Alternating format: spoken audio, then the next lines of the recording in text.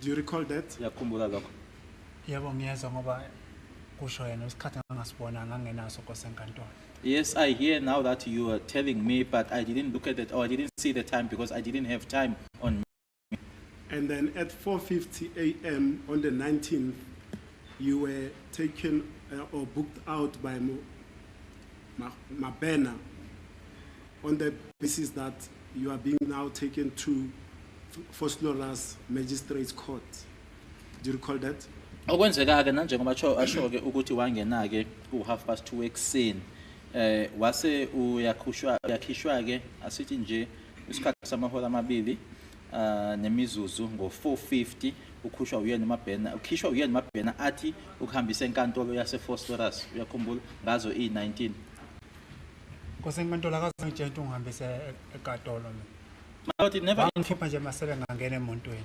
My Lord, he never informed me that he was taking me to court. He just removed me from the cells and placed me in the vehicle. As also as to where the car was traveling, I won't be able to point out even now. But the point that I want to bring home is this.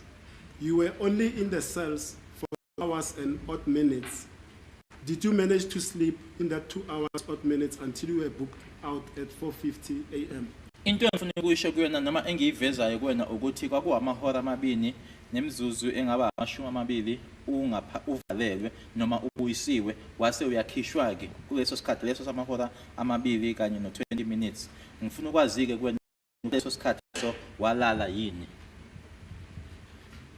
Kosenkantolo ngisho ukuthi angilalanga ngoba kwakubanda ngeke ukuthi ufike ngubeni futhi uthole ugodola. My Lord, I would say that I didn't sleep because it was cold. There is no way that you can just get into bed and sleep immediately, my Lord, when getting cold. Okunye ngangimanzi abantu bengithele ngamanzi ngangeke ngifike ngithole ubuthongo same time. The other thing is that I was wet because they had poured water on me, so there's no way that I would have slept immediately. Now, the other point that I want to bring across is the following. You are booked out in that time period, 8:30 until 2:30 the following morning, and you were taken to Carltonville, you were taken to Engine Garage, where you allege that you were tortured and assaulted. You are now taken to the dumping site, and the rough estimate is about 17 hours that you were booked out. How did you feel physically about having spent that lot of time in the hands of the police? Uma ubheka-ke lesiya sikhathi lesiyana owakhishwa ngaso kwaba isikhathi obuyiswa ngaso singathi-ke amahora lawo-ke ayishumi-nesikhombisa u-17 hours uwonke lo wawuzizwa kanjani-ke ngaleso sikhathi leso ngoba ushilo ukuthi wakhishwa naya-ke eCarltonville nahamba naya kwa-Engine la uthi khona babekuhlukumeza khona wawuzizwa kanjani? Angizizwa ngekho right phambi kwenkosi enkantolo ngoba uma kwenziwa into eqalayo enhlizweni yakho nasemoyeni wakho ukuzibona ukuthi kahlahle umuntu lo yini le ayenza kimi. I didn't feel that good, my Lord, and also when something is being done or you are experiencing something for the first time, you ask yourself, what is it exactly that this person is doing? But physically as well, the point that I want to get, were you still physically fit as in the morning when you wake up, or were you exhausted at that time? Engifuna ukwazi kwena-ke ukuthi-ke ngokwasemzimbeni-ke wawuzizwa kanjani ukuthi wawusenalo indlala wawusenalamandla nangendlela owawuvuke ngayo nkathi uvuka ekuseni ngo8:30 wawusazizwa ngaleyo ndlela No, my Lord. Now Mohane has testified in this matter in this court, and he has testified that the reason why the car was stationary at the Engine Garage is because it encountered mechanical failure. What is your comment? Kubufakazi bakhe abethulile kule nkantolo khane uthe imbangela yokuthi imoto ke lapha kula Engine Garage ingahambi ime ingoba imoto yayinenkinga. Uthini ke wena kulokho? Ngiyaphikisana nalokho inkosi enkantolo ngoba lo mgomezelo ngangishilo ukuthi ngicela umtshenti uyaphosisa ukuthi imoto yayihamba igule endleleni. I disputed that, my Lord, because I even informed Mr. Mgomezulu to put it to him that I'm disputing the fact that his testimony that the vehicle had problems, mechanical problems. And then that car was stationary for some period until either him, Mabena, or Jonathan phoned a mechanic that came and resolved that problem. Uthi ke ifuthi imoto yema lapho ke isikhathi ke kwaze kwayinkathi la khona ke noba uyena uMabhena noJonathan baye bafonela ke umechanic ukuthi ke azobheka imoto. Akekho umakhenikha wakafika Nkosi enkantolo lapho. No mechanic arrived there, my lord. Now, just to wrap this point up, from 8:30 a.m. on the 18th of June 2020 to 2:30 a.m. the 19th June 2020, the police officers, Mabena, Mokhane, that you were in custody of, did they give you food in that period from 8 a.m. until you were booked at the cells in Pretoria North? Ukusuka ke ngalesiya sikhathi ukhishwa ngaso ke emaselini kwaku 8:30 isikhathi ekseni kwaze kwayoshaya ke u2:30 kusuku ke olulandelayo ingaba bakunikeza ukudla kulesiya sikhathi lesiya. Nkosi enkantolo akaze ngithengele ukudla. Ngamuza na usatshela umkhala entshenti wayengithengela ukudla. Uzongithana kanjani ukudla kumele into ukuthiwa vele sizwile ukuthi uyedelela. My lord, I never bought a food. And I heard Sergeant Mokhane when he testified about that. How were they going to buy food for me when it was they had told me that we heard that you are disrespectful? Now we're going to, okay, before that, you've testified about the assault and torture at the dumping site. What was the condition of your clothing after those acts were perpetrated on you? Sizwile ke usitshela ke uthi kule ndawo ke le uthi wabona khona ke itruck la ikuyitruck ke eyolahla khona ke umgqomo ke ukuthi ila kwashayelwa khona ke noma ke ohlukunyezwa khona manje ke impahla lezi owuyigqokile zazinjani ke ngenxa yalesimo yaloko kwakwenzeka khona lapho. Nkosi enkantolo ngaphuma igazi emakhaleni ngikhishwa lento ababengithosha ngayo. Ngoba namanje usayitshela umkhulu angilokho ngimtshene njalo akangifunele iskipa sami kusayitshela Mabhena. Azange ngithole impendulo namanje. My lord, I was bleeding my nostrils as a result of that that object that was being used. I also made a request to Sergeant Mukhula. Yes, I made a request to Sergeant Mukhula to get my T-shirt from Mabena.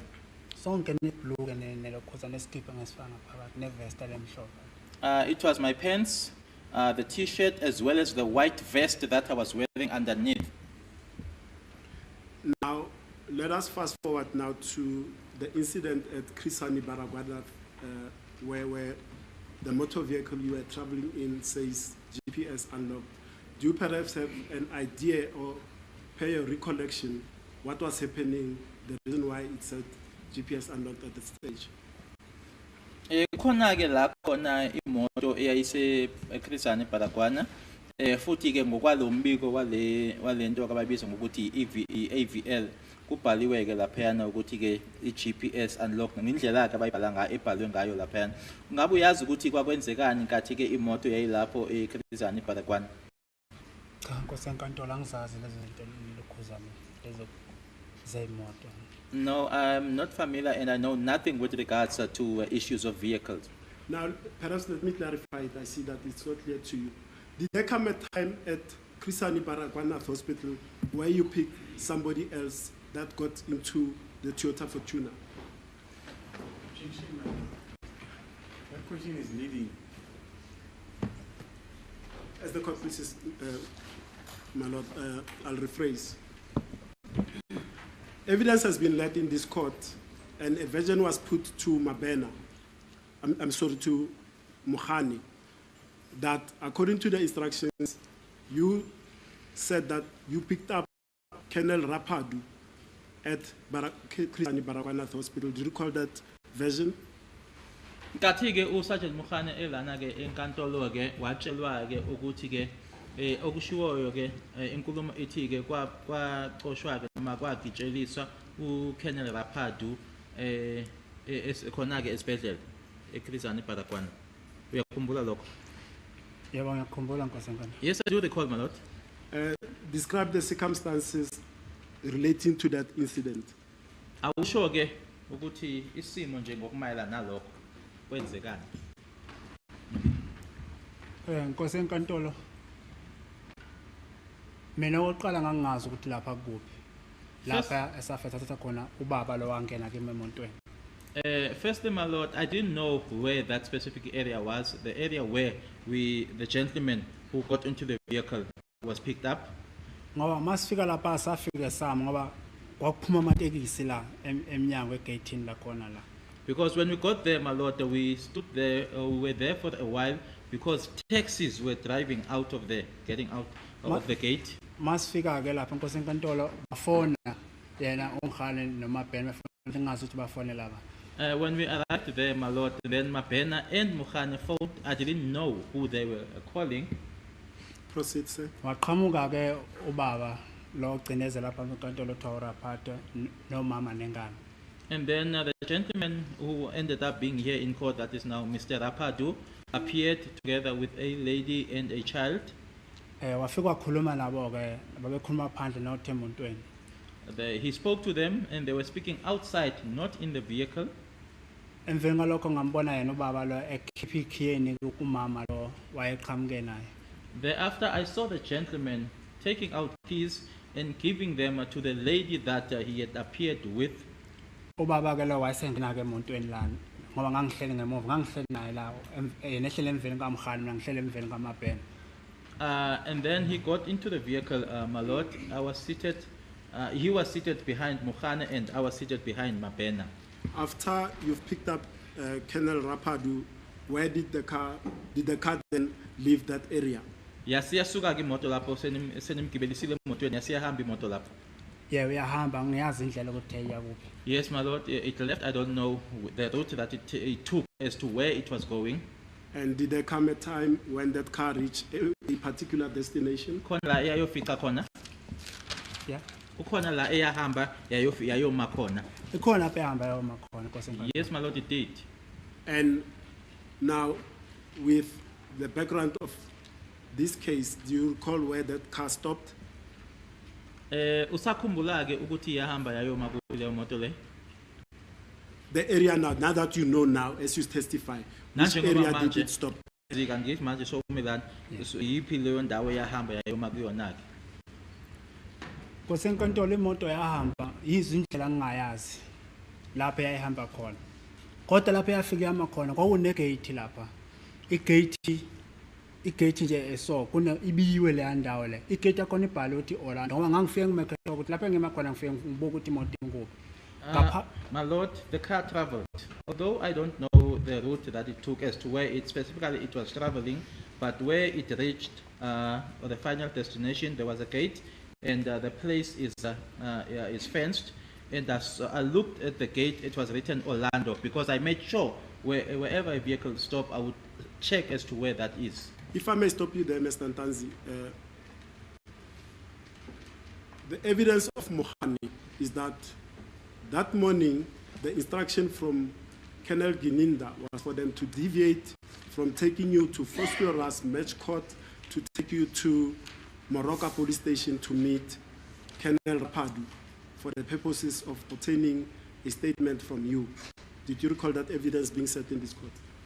Kunobufakazi ke obethula phambi kwale nkantolo bakhe ke uSergeant Mukhane ukuthi ke ekukhulumiseni kanye naye uBrigadier Gininda wabatshela ukuthi abangabusaqhubeka ke baye bakhambise bakuse Phosphorus enkantolo kodwa abahambe nawo baye nawe eMoroka ku Colonel Rapadu. Uyakhumbula uMukhane esho kanjalo ngenhloso yokuthi ke uColonel Rapadu ayothatha istatement kuwena.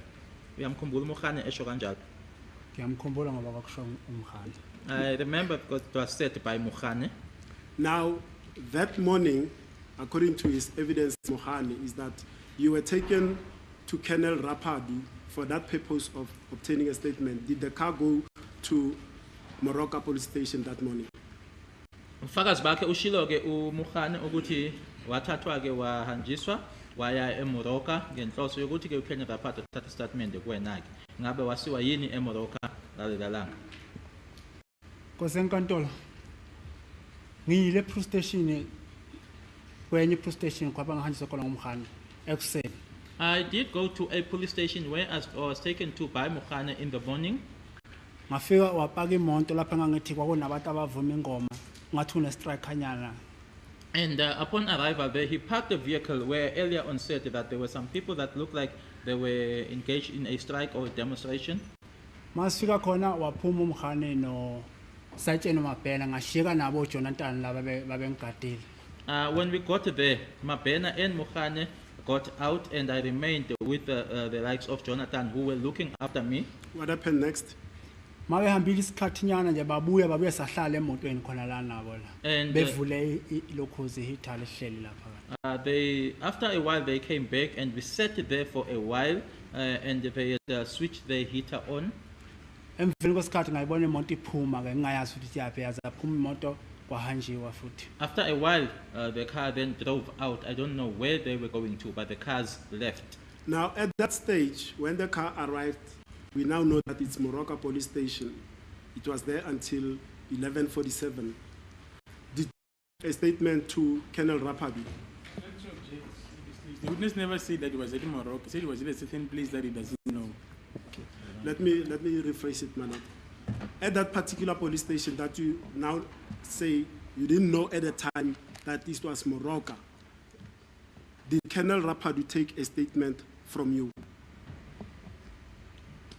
Kule ndawo ke noma kule police station lena ke oyishilo ukuthi awungayazi ke ingaba uKolonel Rapadu kune statement awasithatha yini kuwena? Cha Nkosi enkantolo. No, my lord. And angizange ngimbone ekseni. Ngimbone isikhathi ngiqala ukumbona ngena kimi emontweni lesisibhedlela lapha bamthatha khona. And I did not see him there, my lord. I only saw him at the hospital where they picked him up there. Now, evidence led in this court. Sorry, my lord. Sorry. I don't know whether it was missed by the state or the defense, because the witness said he looked at the gate and he saw it was written Orlando. I don't know whether they missed it. No, I'll come to that. I'm the one that interrupted the witness. Sorry, Mr. Jonas. Now, evidence led in this court is that from 11:47, the car then travels to Foslora's court, and according to the testimony of Mabena, I'm sorry, I keep on saying Mabena, Mohani, is that the purpose was to take you to Foslora's court for the purposes of appearances on the Nongoma murder case and the Foslora's drug case. What's your comment? Ufakazi bakhe ke uMukhane uthe inhloso ke yokuthatha ke kwakuthi ke uye enkantolo eFosloras la uyozobingelela khona ke imantshi uyibingelelela icala ke la kwaNongoma lokubulala kanye futhi ke drugs. Yes. Kanye futhi neledakamizwa lase Fosloras.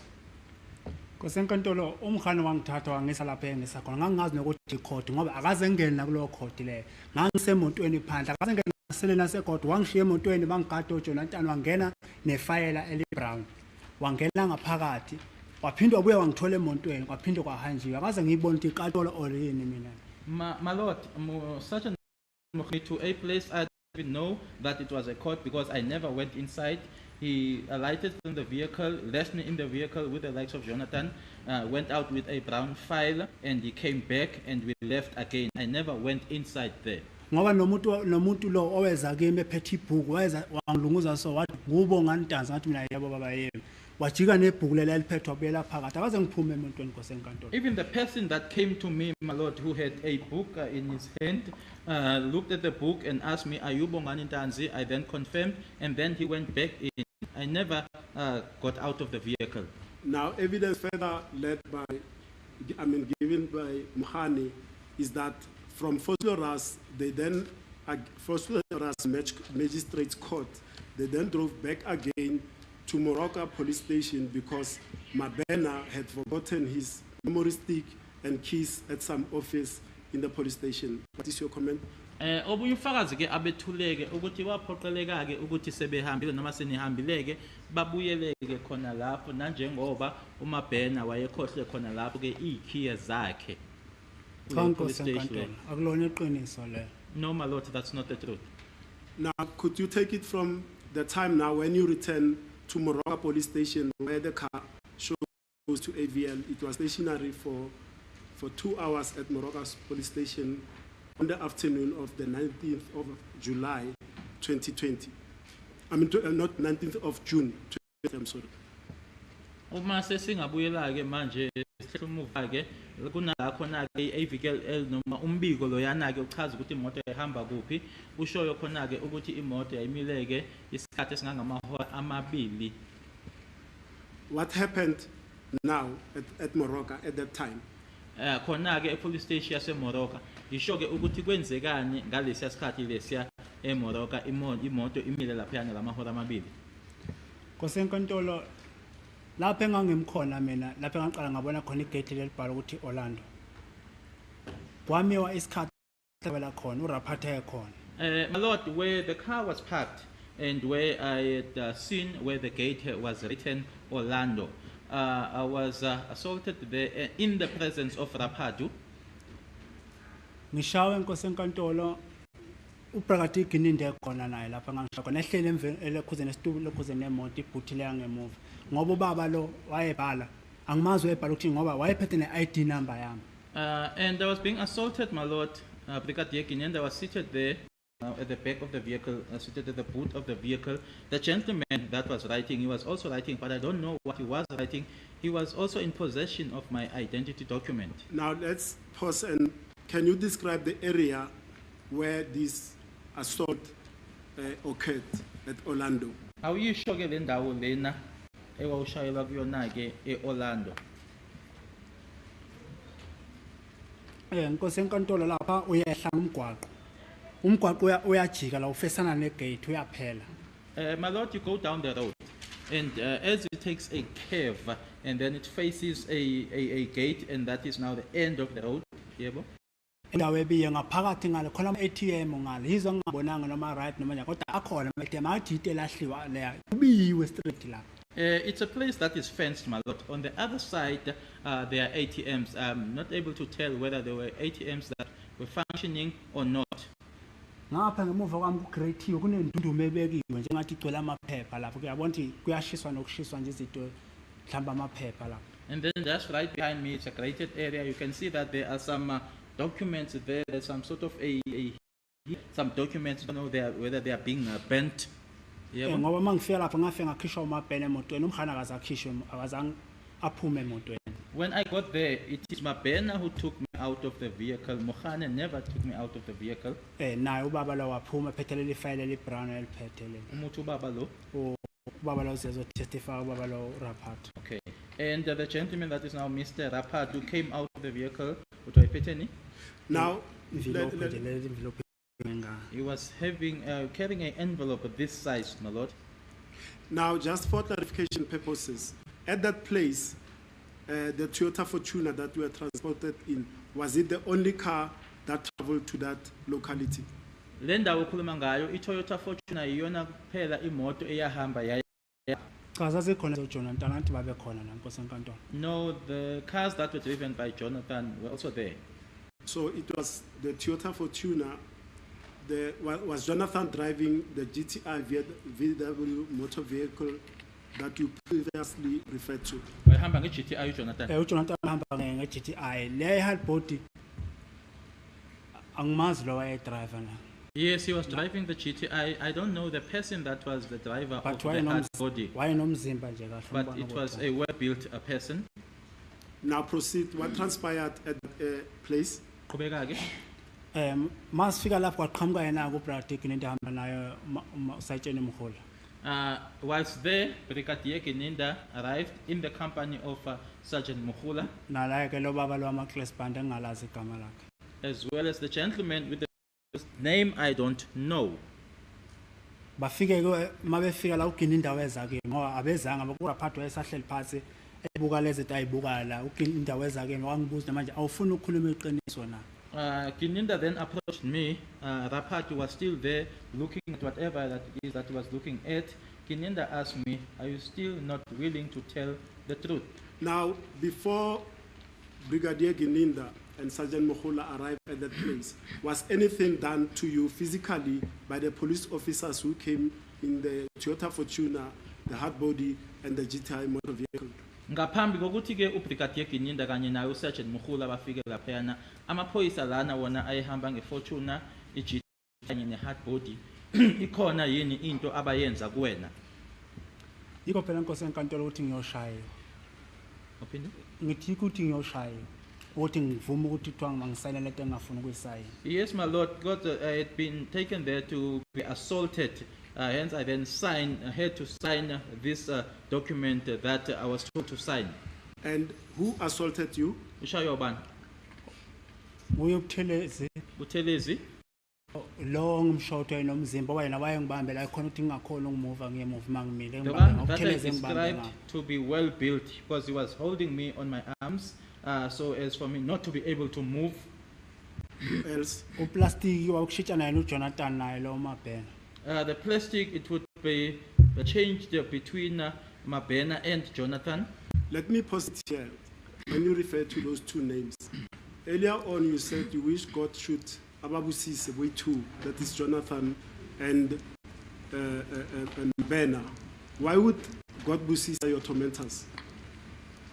Ushilo ngaphambilini ke uma ukhuluma ukuthi ke afisa ukuthi uNkulunkulu angababusisa manje kungani ke ungafisela ukuthi uNkulunkulu abantu ababekuhlukumeza ukuthi ababusise. Ukuthi inkosi enkantolo lento abayenza kimi yangiphatha kabuhlungu. It is because, my Lord, what sorry they did to me, it hurt me very much. Ngoba ngisho umalume engikhule phansi kwakhe akaze ngibeke isandla wayengishanje ngomfana ngishayile inkomo ngikhule lapho kugada khona inkomo. Even my uncle, my Lord, who raised me, he had never beaten me to such an extent. It was only a kind of a beating where I had done something wrong because I grew up in an area where one would be looking after cattle. Ngisho obhuti imbala ubhuti akaze ngibeke isandla. Ubhuti uyangibonisa emakhuluma nami. Even my Ingakho ngithi brother nje had never assaulted me. When I am wrong, my brother would then show me the way. ingakho nje namanje phambi kwenkosi enkantolo ngithi lapha lele khona lo Jonathan lapha khona uNkulunkulu ambusise. Hence, I'm saying that wherever he is resting and even wherever Jonathan is, that may God bless them. Now let's take it to that area now in Orlando where you are being, sorry, just for clarification, what were they using to assault you? Babesebenzisani ukukushaya? Okuyiyona lento inkosi enkantolo lesenza uplastic nalento le yethoshe. The plastic that I referred to, as well as this object, the torch object, my Lord. And earlier on you testified that when this torch device was used, water was poured on you. Was water also poured on you on the 19th of June at that place in Orlando? Ushilo ke ukuthi inkathi besebenzisa yona le yanto ke babekuthela nangamanzi ngazo i19 ke inkathi ke senise Orlando ke manje ngaba nalapho bakuthela ngamanzi. Eza naye lo Jonathan amanzi. Jonathan is the one who came with the water. Now take it from there. You testified that Brigadier Gininda and Sergeant Mukula arrived. What then transpired? Shilo ke ukuthi kwase kufika uBrigadier Gininda naye uSergeant Mukula kwase kwenzekani ke? Angithi konto mangishupiwe. Mayeza bayangiyeka afika akhulume nami ethi namanje awufuna ukukhuluma iqiniso ngiyakuyeka mina bekubulala. When I'm being choked, when he approaches, they would then stop and then he would ask me, "Are you still not willing to talk?" And I would just let them kill you. Ngimtshela kodwa akulungile akenze into ayibonayo. I would then say, "It's okay, do as you please." What then Ngoba transpired? bayenza into ayibona ukuthi angisanisa amaphepha ngenkani. And he did as it pleases him or it pleased him because he forcefully made me to sign documents. Did you sign documents then at that place? Wasuwasayina amaphepha. Ngicela ngisayinile inkosi enkantolo ngizama ukuyilamulela. Ayikho into engangayenza. Ngoba I akekho ended- umuntu wangidefendela umhani wayephenduka ngathi umfana omncane futhi wayengeke akwazi ukusongikhulumela la engangishawa khona. I ended up signing just to protect myself. I couldn't do, and then no one was protecting me. Mukhana would just ended up like a small boy, and he couldn't just come and protect me or defend me. Now, just for clarification purposes, you've already testified that you were not familiar with Chris Hani Baragwanath Hospital. Were you familiar with Orlando as a place? Have you been there?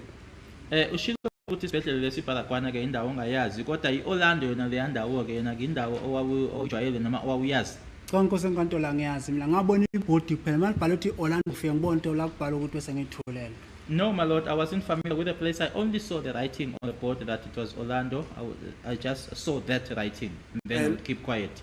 And prior to the 19th of June 2020, had you previously been to Moroka police station before? Ngaphambi kwalelo langa lange 19 June 2020 wake waya yini ngaphambilini eMoroka police station?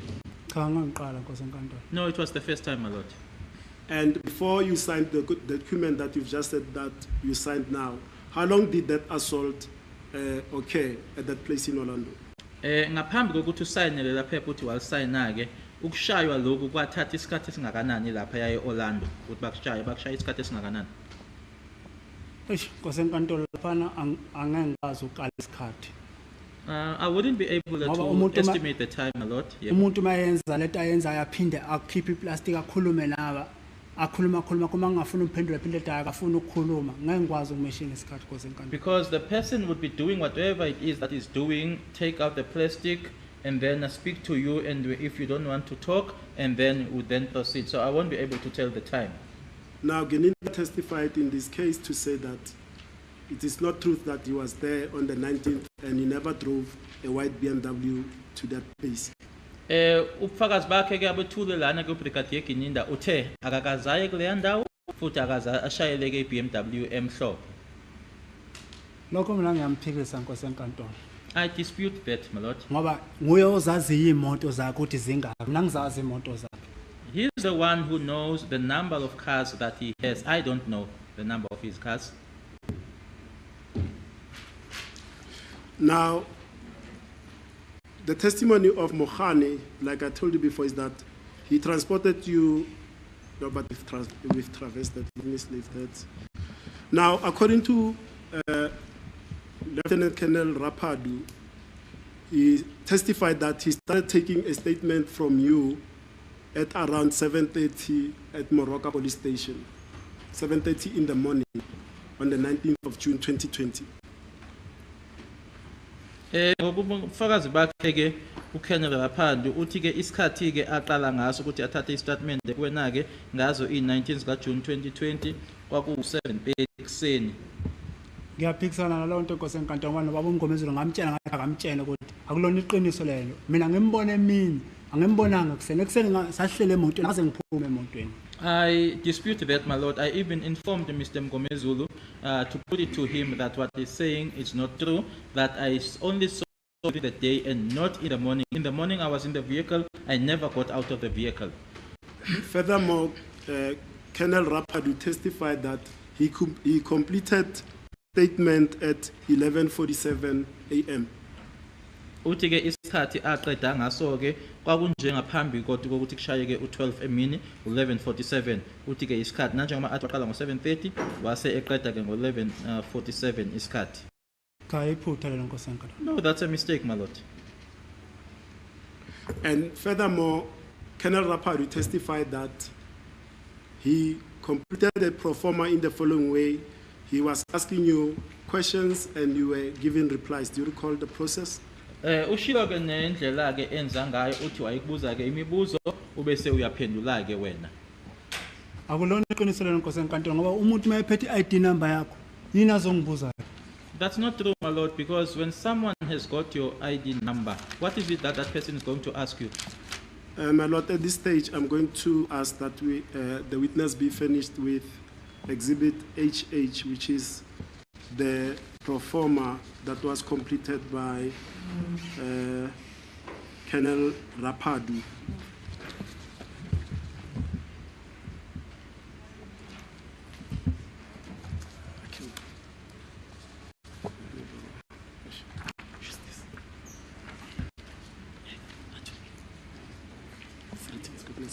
It's got notes. It's got notes.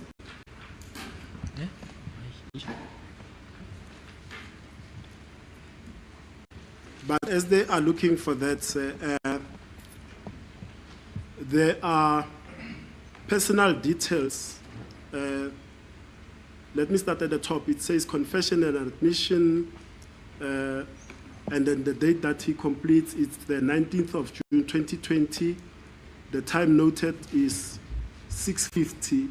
That was 0650 in the morning, and the designation of the officer is Colonel Geninda, to say that he wants a statement to be obtained from Bongani Sandison Tanzi, who wants to make a statement Vosloorus Police Station, case number 63610 of 2014, a charge of murder.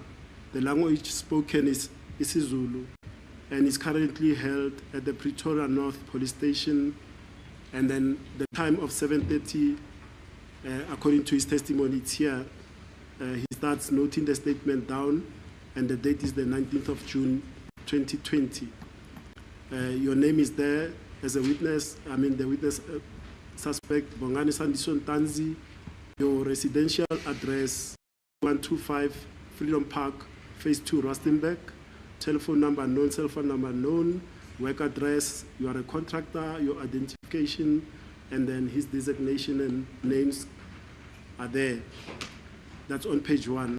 Masiqala lana ke sibheka ke lana imininingwane ke lena ebhaliwe laphana ke idate ke nge-19 kuJune 2020 isikhathi ke imizuzu ngaphambi nje ukuthi kushaye ke ihora lesikhombisa u10 to 7:650 uKenneth Gininda amagama akho Bongani Sandison Ntanzi ofuna ofisa ukwenza istatement ipolice station Vosloorus babhalwe ke inamba ke iyecala u63610 2014 icala luthweswayo ubulala ulimi olukhulunywa umsola isiZulu ipolice station Pretoria North isikhathi esibhaliwe lapha yana qala ngaso ubhala ke u7:30 nge-19 June 2020 bhala igama lakho Bongani Sandison Ntanzi ikheli lakho u3125 Freedom Park Phase 2 eRustenburg inamba ke yocingo ayibhaliwe nokuthi usebenza kuphi ke futhi ukuthi ucontractor ne-ID number na ngamagama akho abhalile naye ke lapha ezansi ulapha.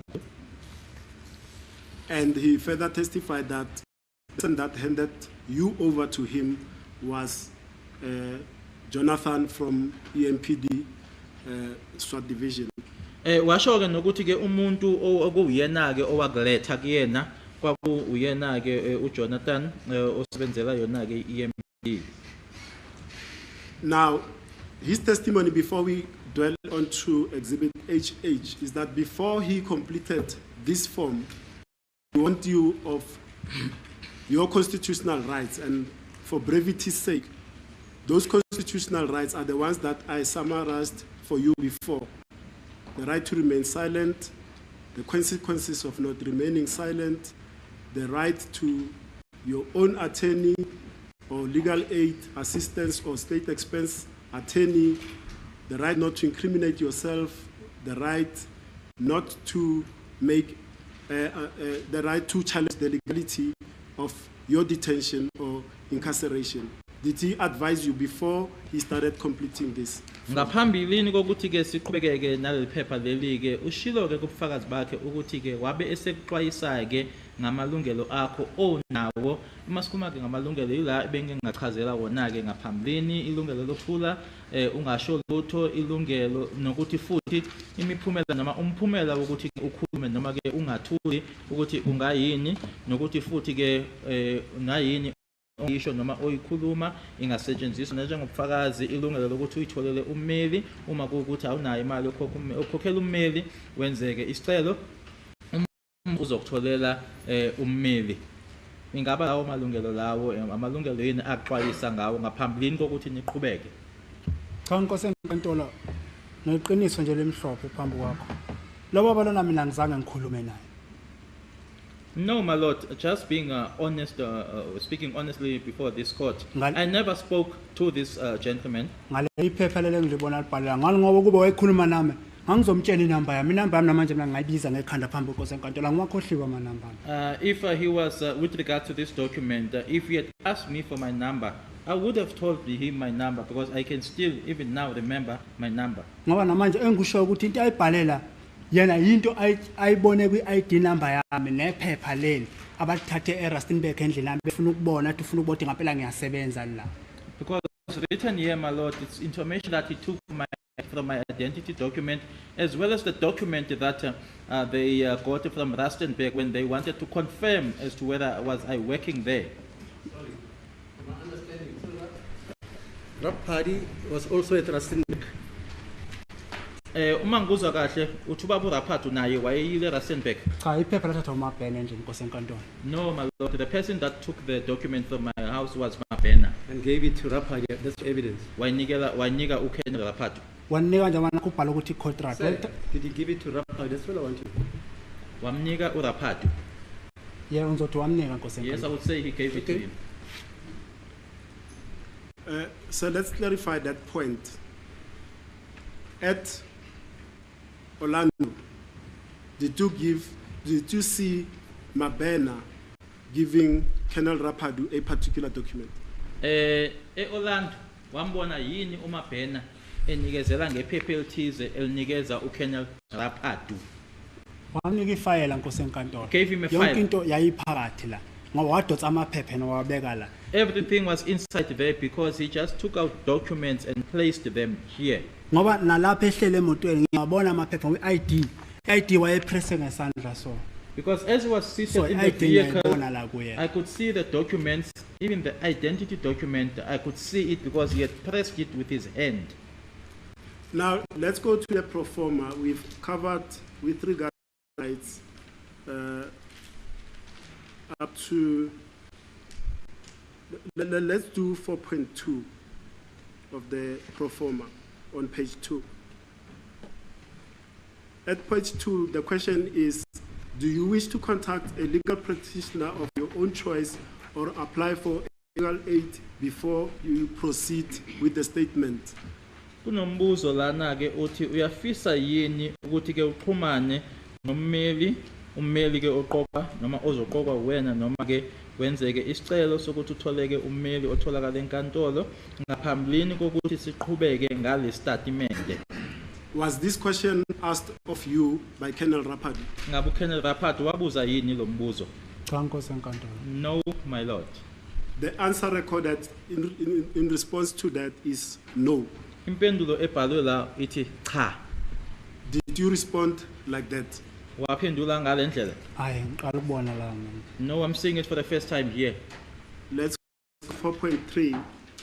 It says, do you have the name of a legal practitioner in brackets attorney of your own choice, of your choice, that I can call now? Umbuzo landelayo ke uthi unalo yini igama sorry lalo mmeli noma ke lo mmeli oqokwe wena engingaxhumana naye njengamanje. Was this question posed to you by Colonel Raphathu? uKenel Raphathu wakubuza ngani wakubuza yini lo mbuzo? Cha inkosi enkantolo. No, my lord. Now, the answer given there is that I do not have any lawyer and I don't want the use of the attorney, neither the legal aid board. I'm giving freely statement. Did you give this answer?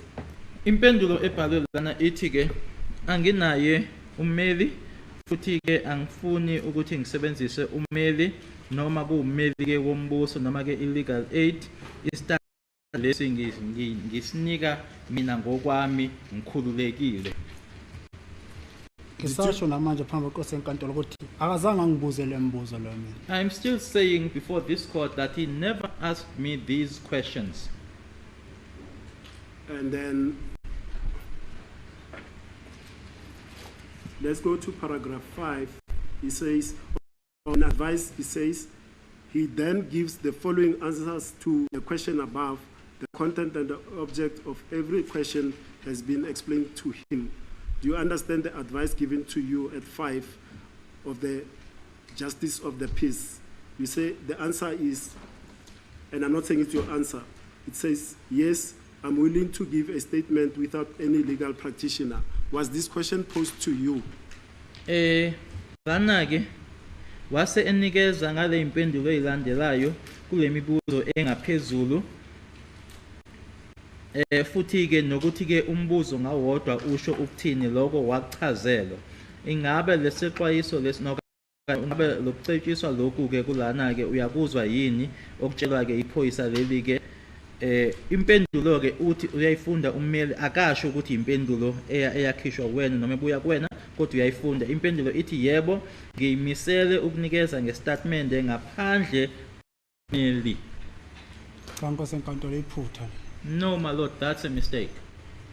And at 6, question 6, it says, do you still continue, do you still wish to continue making a statement? Bese kuthi ke laphayana ke ku number 6 ithi noma umbuzo uthi usafisa yini ukuqhubeka ukwenza istatimende. And the answer recorded there is, yes, I am continuing. Impendulo ke ebhaliwe lana ithi yebo ngiyaqhubeka. First of all, was this question posed to you, and is this the answer that you gave? Okokuqala umbuzo lona wawubuzwa yini futhi ke ingabe impendulo lena owayinikeza? Cha Nkosi enkantolo ngiyazi. No my lord, I don't know it. Let's go to 7. It says, have you been assaulted or threatened by any person in order to influence you to come and make this statement?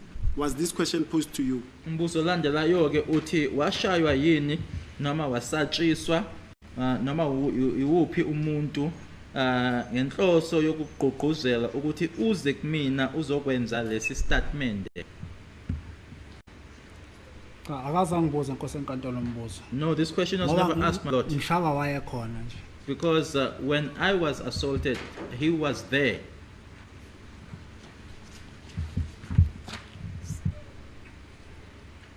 And then question 7.1,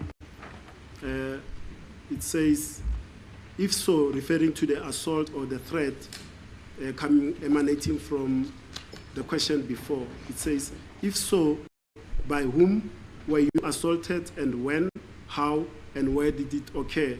And the notation there is note N/A, which sometimes says not applicable, but I don't know in this case, what does it say? Lo mbuzo ke olandelayo u7.1 usaqhubeka ke ukusuka kulo mbuzo ongaphambili ukuthi uma kuukuthi ushayiwe noma washaywa ushaywa ubani ushayelwa kuphi nendawo kanjani futhi lokho ke kwenzeka kuphi. Was this posed to you and did you not comment, because it seems like there was no comment here? Ingabe wawubuza yini lo mbuzo mhlawumbe wona ke awaphendula noma awanikeza ngempendulo ngoba bukeke ngathi ke akunampendulo eyabakhona la. Cha akaze ngibuze le mbuzo la Nkosi enkantolo. No, I was never asked these questions, my lord. And at 7.2, the question is, was this assault reported, and if so, to whom and when? Was this question asked of you by Colonel Rapadu? Nokuthi ke lokhu kushaywa lokhu wabika yini noma washo ke khona yini wambikela ke uma kuukuthi kunjalo wabikela abani nini? Nkosi enkantolo ngangizombikela kanjani umuntu ekhona ebona phambi kwakhe la. My lord, how was I going to report to someone who was there, who could see? And then question 8, it says, were you in any way influenced or encouraged by any person to make a statement? Was this posed to you? Olandelayo ke ingaba ikhona yini indlela ekuye kwaba nomuntu noma kwaba nomthelela noma wagqugquzelwa umuntu nje thizeni ukuthi uzokwenza le statement lesi? Was this asked of you? Wawubuzwa lo mbuzo lona? No Nkosi enkantolo. No my lord. At question 9, it says, have any promises been made to you by any person if you should make a statement? Was this question asked of you? Olandelayo ke umbuzo uthi kunezithembiso yini ezenziwa kuwena noma yimuphi umuntu uma kuukuthi uze uzokwenza le statement lesi? Was it asked of you? Wawubuzwa lo mbuzo lo? Cha akaze ngidibane na Nkosi enkantolo. No, I've never came across it, my lord. And the recorded answer there is no. Impendulo ebhaliwe lana ithi cha. Did you make that reply? Waphendula ngaleyo ndlela? Cha akaze ngibuza nokubuza nje. No, I wasn't even asked. Let's go to question 10. It says, do you expect benefits if you make a statement? Was this question asked of you? Bese uma sesiya jumpa ke manje siya ku10 ithi ingabe kunenzuzo yini oyilindele uma kuukuthi wenza istatement? Did Colonel Rapadu ask you this question? Wakubuza lo mbuzo? Cha Nkosi enkantolo. No, my lord. Then we go to 11. It says, have you at any stage in the past made a statement, whether orally or in writing, to any person concerning the incident? Was this question posed of you? Bese siyake la ekubuzwa khona ke ukuthi ingabe ngaphambilini wake wasenza yini istatement noma ukuthi ngokukhuluma noma ke ngokubhala phansi kumuntu noma komunye umuntu ngokumayela nalesi sigameko lesi. And Uyabuza ukuthi ukhona umuntu ngaphambilini owake wenza kuyena ke istatement mayela nalesi sigameko. Usho kanjalo lo mbuzo. Akaze ngibuziwe lo mbuzo lo. I was never asked this question, my lord. And we go to 12. And the question is, were you arrested, and was this question asked of you? U12 uthi ke yena ke waboshwa yini? Wawubuza lo mbuzo? Ngaboshwa yini? Waboshwa yini? Khumbula imbuzo mina. I don't recall him asking, my lord. And the notated or the recorded answer there is yes. Did you provide this reply? Impendulo ebhaliwe ke ithi yebo. Wanikeza ngale mpendulo? Cha, angikwazi. No. And at 13, the question is, do you have any injuries? And if so, how and where they sustained? Bese kuthi ku13 yabuza ulimele yini? Uma kunjalo kanjani? Nini? Was this question asked of you? Wawubuza lo mbuzo? Cha, Nkosi enkulu. No, my lord. The recorded answer there is no. Did you provide that answer? Impendulo ebhaliwe ke la ithi cha. Ingabe wanikeza ngale mpendulo wena? Hayi, ngiyaqala Nkosi enkulu. No, my lord. I'm saying it for the first time. Then we quickly go to 15, which the question is, do you still wish to make a statement? Was this question asked of you? Bese siyajomba ka siya ku15 uthi usafisa yini ukuqhubeka ukwenza istatement? Was this posed of you? Wabuza? Cha, akaze ngibuzwe. No, I've never been asked. And the recorded answer there is a yes. Did you give that answer? Impendulo ebhaliwe ke ithi yebo. Ingabe wanikeza yini ngale mpendulo? Cha, Nkosi enkulu. No, my lord. Then we'll jump the redacted part.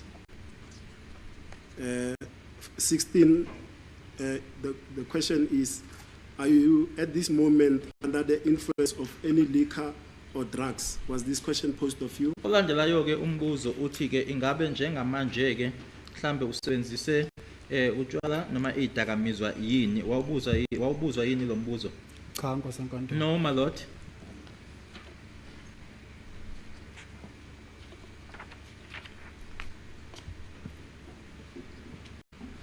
And then let me read the whole of 16.1, observation of the justice of the peace, and it goes to 17. Since it appears that the deponent 17.1 is in his sound, sober senses, 17.2 had not been unduly influenced thereto, understands his rights as prescribed by Section 35 of the Final Constitution, freely and voluntarily wishes to make a statement, he is informed that he may now proceed. On completing the statement, it is read to the deponent. He is also given the opportunity of reading the statement himself and of changing the statement if he seems it necessary. Note down whether he also reads through the statement and the answer given is a yes.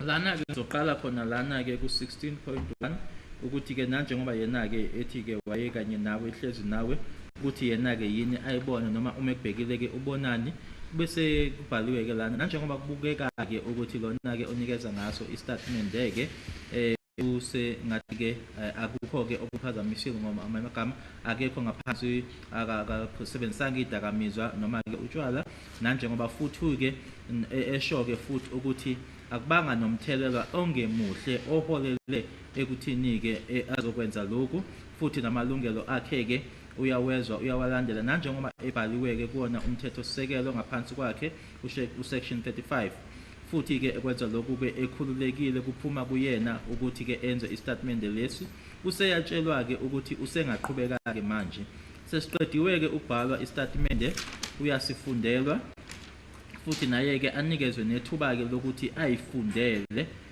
futhi ke noma ukuthi kukhona la afuna ukuthi afisa ukuthi ashintshe khona akwenzeke lokho uma ebona isidingo sikhona. isho ke uma kuwukuthi usifundile istatement wase yabhala lapha yana ke yebo. Did you read through this statement, sir? Ingabe istatement lesi wasifunda yini wena? Cha Nkosi enkantolo angabhada ngikwazi ukufunda isilungu. No my lord, I can't read English. What is your highest level of education, sir? Esikoleni wafunda waqedela kuphi noma wafica kuphi? Aqedanga ngagcina 18 ngaphuma. Standard 8. Yeah. I didn't complete my school, my lord. I went up to standard 8. And were at that time this, because you said were they interpreted to you, these questions up to 18.1?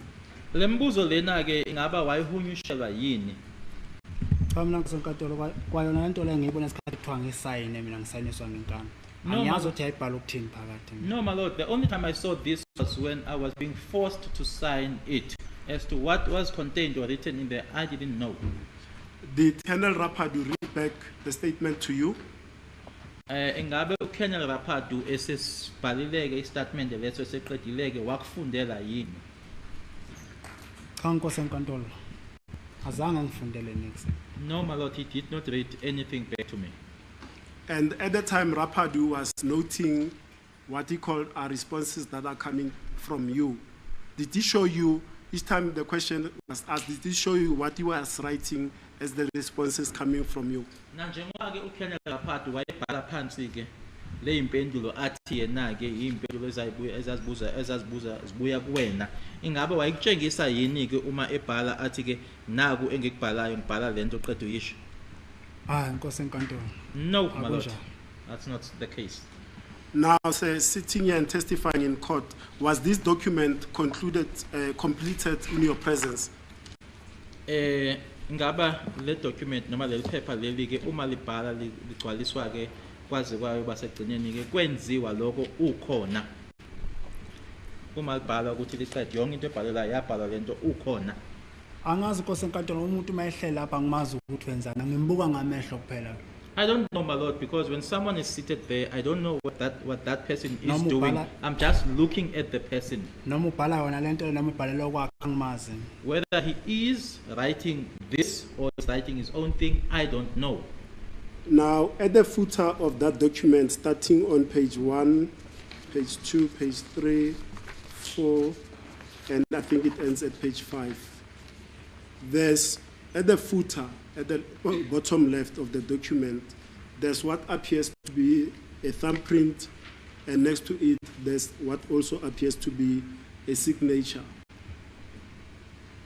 Uma ubheka ke lana siqala kule page la nala ila nala ile yesithathu page yesine sofica ke kule yesihlanu kunesithupha njengoba ubona eqaleni kwale eduze kwaleso sithupha leso ke kubuka ngathi kusayindiwe lapha yana kuwonke lama page la.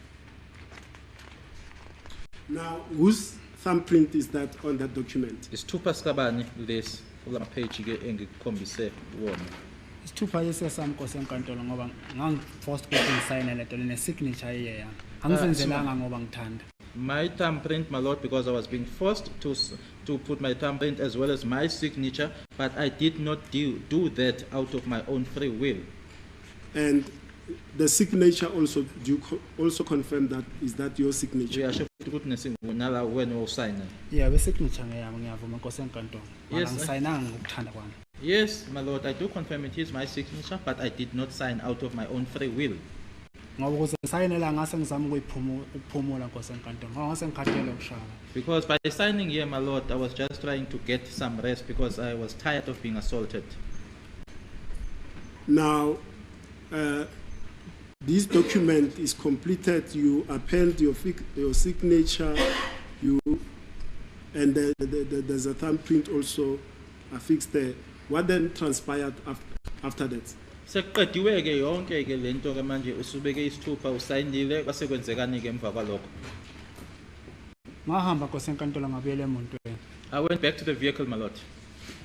iFortune le yayihlela umhani phakathi. The Fortuner in which Mukhane was seated in.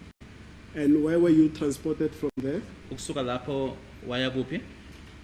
Angibonanga indlela ukuthi okuyiwa kuphi. I did not see the route as we were traveling, as to where were we going. But did you reach a final destination from Kodwa egcineni that khona la Orlando enafika site? khona. Lapha yafika yangena khona imoto yama ngoba ngathi mase ngoba imoto isuka lapha sasemkhona inyuka babehamba bekhuluma nefoni ngoba eseyilo ugenenda manqedweza akahlalanga wathi manqedwe kwenza into lena njena wathatha amaphepha wahamba naye lo baba lo akangamshiya ukuthi ngigibele nana njengoba ngihamba naye. Yes, my lord, from there, the car traveled, and at that time, Gininda was already gone. He had already taken the document, and he had also left with this gentleman, referring to Ken Rapadu. He did not travel with us as yet, as he came with us. Proceed, sir. Ngoba sithema sihamba endlela uMabhena wa athi phone kwathiwa asize ku police station uMroka sasangena khona masifika khona ngehlisa futhi emoto kwathiwa khona amaphepha engingabasayina ngingajampileyo. Because as we traveled, we received a call. We then told to go back to Morocco, and when we arrived at Morocco, I was then made to get out of the vehicle and told that there are certain documents which I didn't sign. Hayi ngoba kuthiwa kwakulinda ukhiya ukukhiya ulindwe mina lapha. Not because, or not as they said here that they were waiting for keys. There were no keys that they were waiting for. That is a mistake. Now, there, did you then sign the pages that they said you had skipped, and did you affix your thumbprint on those documents as well? Masenifika ke khona lapho wawasayina ke lamaphepha la bethiwa ukhohliwe ke wasayina noma awasayina wabeka nesithupha sakho futhi. Hayi sayine ngabeka isithupha kuphela. Not to my signature, but only the thumbprint. Ngoba isignature ayikhona kwakushoda isithupha. Because the signature was already there. It was only the thumbprint that wasn't there. After that exercise, what then transpired? Kwasekwenzekani ke emva kwalokho? Emveni ngalokho inkosi enkantolo imoto yaphuma ke khona sahamba ngangabona ukuthi ihamba kuphi ngoba okusuka kwayo mangaphosisi ngayibona nje mina sijapa angisazi baya police station enye noma singenanga oda phakathi lo police station safike nje sama ngaphandle. We then proceeded, my lord. There's this particular police station that we went to, but we did not go inside there. We just stopped outside. Wehla kumhani wangena ngaphakathi inkosi enkantolo. Khane alighted and went in. What then transpired? Masahleli lapho kwangena ifoni kuMabhena ngamasithi uMabhena hello mphathi. While seated there, Mabhena received a call, and then that's when I heard Mabhena responding by saying, hello Mphathi, which is hello boss. Ngoba ngangiweza impendulo zakho uMabhena emekhuluma emethi kuthiwa angingabhukha lapha ngingobhukha khona akiwe Rustenburg. Because I could hear from Mabhena's answers, my lord, that I was not supposed to be booked there. I must be booked back into Rustenburg. Ngeqiniso ke inkosi enkantolo imoto ihambile. Ngangayibona ukuthi ihamba apho ngayibona esiphuma i-toll gate mina leya se-Rustenburg ebhala ukuthi bakwena. Indeed, the car traveled. I didn't see where it was traveling, but I only noticed when it was going through the toll gate, the one written Bakwena. Ngoba yona leya ihamba usayitshela umholi emoto ngayibona iphuma kwi-toll gate imala phambi kwethu ngoba yiya yayishaya ublue light ngemuva yona escort yami ngoba uJonathan basebehambile. I saw the vehicle in which Mukhula was traveling in when it just passed the toll gate and just waited for us, in other words, parked in front of us, because it was the same car that was escorting us. Now, just before I disturb you on your chain of testimony, evidence led in this court is that on the trip to Rustenburg, Mohane Mabhena traveled with you, and Sergeant Mohola and Brigadier Gininda traveled separately. You only met in Rustenburg. What is your comment? Ngofakazi ke obsebethule phambi kwale nkantolo ukuthi ke ukuya eRustenburg uMkhane noMabhena behamba nawo. Umukhula noGininda babeyihambela bona nani izohlangana ngaphambili. Cha inkosi enkantolo iphutha lela bambale nalo wesithathu babehamba nalo ama-Class band abangamshina. No, my lord, that is a mistake. They should also count the third person who was with them, the one that was wearing the braces. Masihamba endlela inkosi enkantolo yiyo la yayiza ngemuva la yayidriver ngusayitshela imoto. iFortuna yayihamba phambi kwayo kwi-toll gate siphume sonke. When we were traveling, my lord, that is the very same car that was escorting us, driven by Mukhula coming behind us. When we exited the toll gate, we were together. ingakho nje ngicela ubaba uNgomezi ukuthi ngicela ngicelele i-footage ye-toll gate mayezothi nasiphumanga sonke siphume ngokuhlukana. Hence, I made a request to Mr. Mngomezulu to request for the footage of the toll gate if they were disputing that we were together there at the toll gate. Now, for clarification purposes, what car was driven by Sergeant Mohola on the way to Rustenburg? Endleleni eya eRustenburg yiphi imoto eyayishayelwa uSergeant Mokhula?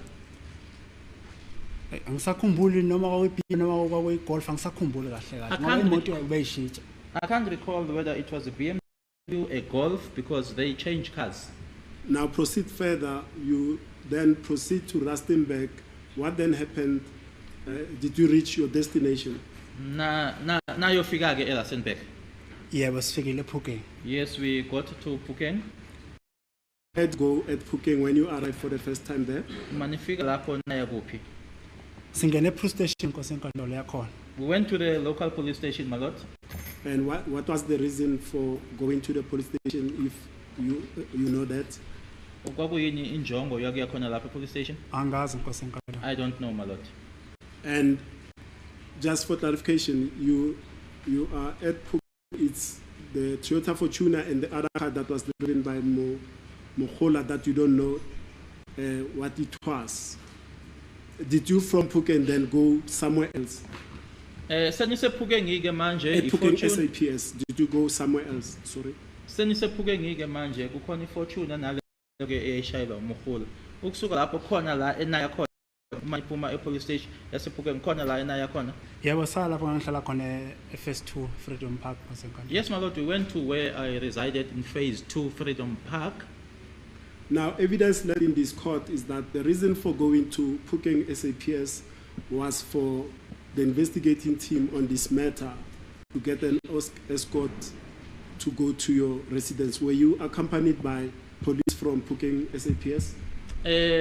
Ufakazi baboke uma bebethula la enkantolo bashilo ukuthi injongo yokuthi baye epolice station yasePhukeng kwakuwukuthi bayothola ke amaphoyisa endawo ayizobaphelekezela ke ukuthi niye la uhlala khona wena. Mbuzo uthi ke ngabe naphelezelwa yini amaphoyisa endawo asePhukeng? Yebo nkosenkantolo. That's true, my lord. Then take it further now. When you are at your place of residence in phase 2, what transpired there? Kwase kwenzekani ke manje senifikile ke ephase 2 la uhlala khona kwenzekani? Masifika elokishini kosenkantolo lapha engihlala khona ephase 2 eFreedom Park. When we got into the township, my lord, where I was staying in phase 2 Freedom Park, Sangena ngestrata lese ngangihlala iphevile kuhamba amatekisi vendlela amatekisi. we then got into the township through the street in which, the very same street in which I am staying in, where the taxis are operating or are traveling. Makufanele ngabe sifika ngalapha engihlala ngakhona imoto yamisiwa. When we were about to reach my place of residence, then the car was stopped. Behla ke emotweni no mama uMkhula no Ginenda no Mabhena no Mkhane no baba lo ngangamazi amaClesband. They then alighted from the vehicles, that is Mrs. Mokhula, Mr. Gininda, Mokhane, Mabhena, as well as the unknown gentleman. What then happened? Mabehla ke behambeke ngomgwaqo lapha engangihlala ngakhona ngoba lapha sesimkhona akhona into njaba nje strata sokuqala kwesesibili bayafika khona. They then walked, my lord, towards where I was residing because it wasn't far from where we were parked.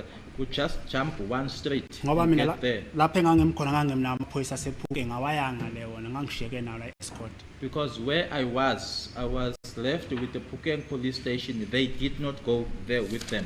Bahamba ngabona bejika ngathi bajikela ngasejalidini angazi ukuthi ejalidini kwake kwenziwani.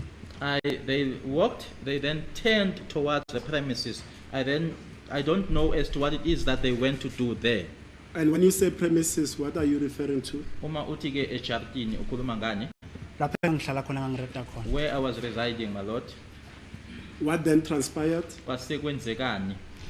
Ngoba ngihlele emotweni ngithi ngiyababuka kunogesi la wamapholi kuyakhanya vele lapha. Ngiyababona ngoba behamba mebejika futhi ngiyababona. Angibazi ukuthi bafike benzani ngale. From where I was seated, my lord, I could see because there was a lamp pole, so I could see as they were walking and even when they turned. But as to what it is that they did when they got inside, I don't know. What then happened, sir? ukuthi ke Nkosi enkantolo bangela benzana mina ngangishiyeke emotweni angibazi As to what it is that they did when they got inside, I don't know because I was in the vehicle. ngaphinde ke ngababona ke sebebuya sebeza kimi I then saw them coming back towards me. What then happened? Say when they mayefika ke came kimi ubaba lo mkhane uphethe okuplastic okuncane nje so ngesandla When they got to me, Mukhane was in possession of a small plastic. mayefika emathi ndoda ngithola nazo inhlamvu endlini yakho akaze ngiyibone ngamehlo ngoba zazi plastic mayethi ngithola nazo inhlamvu endlini yakho azange ngiyibone ngamehlo When he got to me, he said, I'm getting these ammunition from your house, and he was sort of shaking them. I couldn't see them a lot because they were in the plastic, and then said, I found these ammunition from your house. What was your reaction or what was your response to that incident, Mukhane showing you a plastic bag saying, we found ammunition from your residence? What was your response? Wathini-ke wena uma uphendula mayesho? ngathi mina akayikhiphe ngiyibona akaze ngiyibone namanje I asked him to Ngoba take them nge- out for me to see them because even up to now, I've never seen ngoba them. ngoyazi endlini yami Nkosi enkantolo ukuthi mina akunani kusanda ukhiye ushiya kimi lapha ephokoteni And my Lord, knowing very well that there was nothing in my house, and he left the key with me in my pocket. and endlini Nkosi enkantolo apho ngihlala khona kukhiwa igrill ibhakla kunomnyango mina ngangiphethe ukhiye wegrill kuphela webhakla womnyango ngangenawo And my Lord, where I was staying or where I'm staying, there was a burglar gate or a burglar bar as well as a door. So I only had the key to the burglar gate, but not that of the door. ukuthi yena ke inhlamvu lezi akhuluma ngazo ukuthi wayithola endlini yami ukuthi wayithola kuyiphi indlu ngisafuna ukwazi namanje As to the fact that he found ammunition in my house, I still want to know up to today as to where he got them from. Now, you testified that on the 16th of June 2020, when you were arrested, Mukhane and Mabena came to you. You were with your partner. On the 19th, where was she? On the 19th of June 2020, where was she? Ushilo ukuthi ngazo i16 ke nkathi uposhwa ke okanye ke naye ke usesilona uthi ke uthandana naye ke ngazo i19 wayekuphi? angazi Nkosi enkantolo ngoba ngingenanga ejalidini I don't know my lord because I did not go into the premises. Now, evidence led in this court is that from Phukeng, you were transported to your place. You were taken out of the car, and the police officers that were there, Mukula, Mukhane, Mabena, they went together with you into the house. A search was conducted. Ngobufakazi ke ophambi kwalenkantolo mama kiwa ke ephukenge ke ukuthi ke kwahanjwa nawe uma ngenwa khona lapho phakathi ke egcekeni ke kwangenwa nawe kwase kuseshwa. cha Nkosi enkantolo kulona iqiniso No my lord, that's not true. And at some stage during the conduct of that search, the said ammunition was found in your premises, in your presence. Baqhubeka ke ngobufakazi babo bathi nkathi ke belapho besesha ukhona wena base bethola zona lezo inhlamvu lezo. cha Nkosi enkantolo kulona iqiniso lela ngangengekho nabe ejalidini babengishiya emotweni ngizophuma kanjani ekodweni futhi ngicwele igazi ngoba abathe lapha bahlale bephithizele lokushina lapha engihlala khona No my lord, I was never on the premises. I was left in the vehicle. And how would I have gotten out of the vehicle when I was feeling a cold and also bleeding? Because there are always people there. The place is always busy. And further evidence was led in this court that upon finding that ammunition, you were asked whether you possessed the license to possess same, and your answer was no, then you were then arrested for possession of the said ammunition. Qhubeka ke ubufakazi buthi ke bathi mase bethola ke noma kutholakala inhlamvu lezo wabuzwa ukuthi unayo yini ilicense ekuvumelayo ukuthi ube nazo lezo inhlamvu lezo waphendula ke wena wathi cha uma uthi cha ke ila uboshwe khona. Nkosi enkantolo namanje ngiyaphinda ngithi inhlamvu akaze bangikhombise mina futhi awukho umbuzo ngawuthi umuntu mezofika ke mathi ndoda ngithola nakho endlini yakho ngithi vula ngibona ngangibonisi namanje Nkosi enkantolo Rustenburg ngayicela ngathi ngicela inhlamvu ukuzibona akaze bayilethe inhlamvu enkantolo. My lord, I was never shown those ammunition. I requested to be shown those ammunition, and I also requested to be brought to court, and it has never been done. Now, after that was done, and just for clarification purposes, it's neither here nor there, Gininda stated that he never entered your yard when the search was conducted because he was outside making calls, but it's neither here nor there. Let's move on. After the said ammunition was allegedly found, where were you taken? Seyitholakele ke inhlamvu lezo naya kuphi? Sabuyela khona Nkosi enkantolo e-police station We went back to the police station, yase Rustenburg ePhukeng. Rustenburg in Phukeng. What happened at Phukeng police station? Kwenzekani lapho? Bafika ke bangena ngaphakathi mina ngangisele emontweni. They went inside, I remained in the vehicle Ngisele nomabhena bona bangena ngaphakathi. together with Mabena. I remained with Mabena, they went in.